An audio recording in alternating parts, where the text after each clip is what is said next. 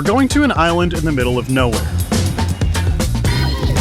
We're completely surrounded by the Pacific Ocean. You can't see any land in any direction. This is the country of Palau, a tiny group of islands in the Pacific Ocean. Even though it's remote, the rest of the world has found its way here. Palau shows how a connected world is putting extreme stress on small countries. Tourists from China disturb Palau's environment. Trash from across Asia pollutes its oceans. We came to find out how this nation of just 20,000 people is standing up for itself, even in the face of the world's superpowers. I'm Nikhil Sonad, this is Quartz. Subscribe to our channel for more of our videos. This is a map of the Asia Pacific. You probably can't see Palau. You still can't. There it is. Being so small means Palau has to depend on outsiders. Palau is land rich, but capital poor. Jackson Henry is a real estate developer in Palau. He also used to be the ambassador to Taiwan. Without foreign investment, Palau would not enjoy the type of lifestyle that we are enjoying now. Palau has been built with help from the outside. The country only got high-speed internet by piggybacking onto a cable connecting the US and Southeast Asia. The main sewer system was built with loans from the Asian Development Bank. But when bigger countries help Palau, they usually want something in return. The US built this road that circles the biggest island, part of its deal to use Palau for naval operations. Taiwan gives Palau $10 million every year, hoping to keep it as one of its few remaining diplomatic allies. The most important way Palau depends on other countries, though, is through tourism. People come for the beaches, rock islands, and dive sites, bringing in about 50% of the country's GDP. That's not unique to Palau. Many small economies are built on money from visitors. It's our bread and butter. Tourism has made Palau what it is. But the tourism industry wasn't prepared for what was coming. China. We've had a lot of bubbles. The Japanese bubble, they came in with suitcases of money. Taiwanese came after that, and the Koreans came after that. Yurai Matul is one of the chiefs of a local village. It's the Chinese now. The difference is the Chinese were just a lot of numbers. I mean, they came in like plane loads. The number of visitors from China went from around 600 in 2008 to over 91,000 in 2015. At first, that was great. We have a lot of shipwreck around here. Those are also nice diving. Francis Torrebyong is credited with building Palau's dive industry. Everybody went out and bought a boat, cars, hotel, waiting for these Chinese people to show up. The influx was great for the tourist economy. Hotels were booked, restaurants were full, and boat operators were busy. Francis and his daughter even opened their own hostel. For China, a country of 1.3 billion, 90,000 tourists may not be that big of a number, but it's over 4 times the total population of Palau. As a small island, we kind of get nervous when there's a lot of people. We feel like maybe the island will tilt. The influx had real effects. With the spike in demand, prices skyrocketed. Rents went up, food prices went up. So it was great if you were the business owner.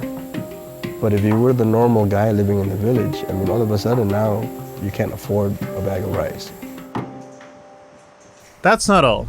The increase in visitors started to impact Palau's environment. The country's unique jellyfish, they're stingless so you can swim with them, were dying off.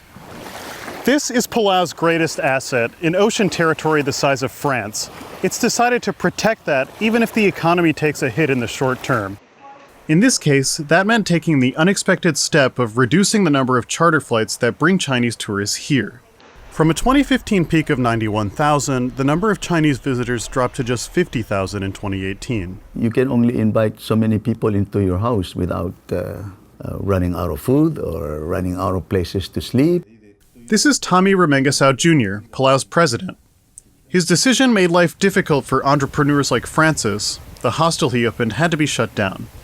Do you feel that you have to sometimes make a decision between what's good for Palau's economy and what's good for its environment?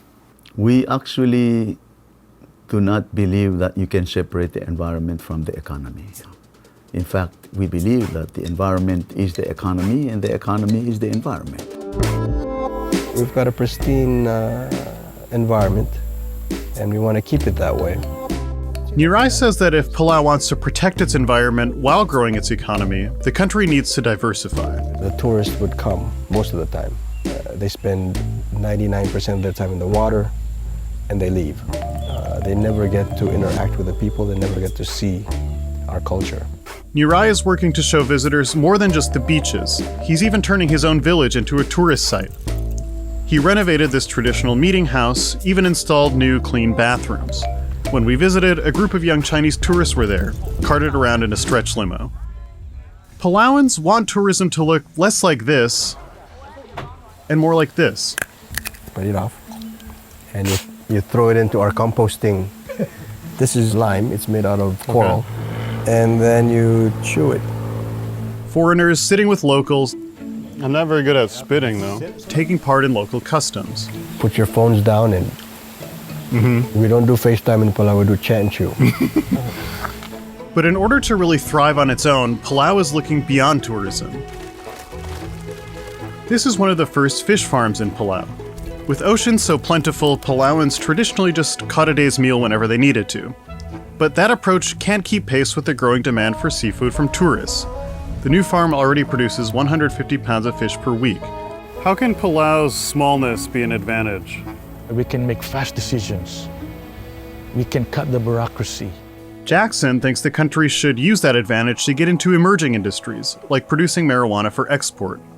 It might be crazy enough to work. Weed grows well here, and Palau doesn't have the regulatory barriers of large countries. Does it feel like, as a small country with all of these very large neighbors, that it's difficult to say, this is Palau, this is who we are? We've been told who we are for so many years that some people think that we need to be told. So I think it's about time that we told the world who we really are.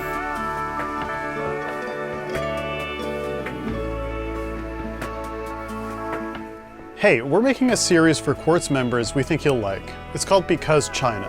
Because China is reshaping our world in a lot of unexpected and interesting ways. Click the link in the comments or description to sign up for a free membership trial to watch the series and more great videos.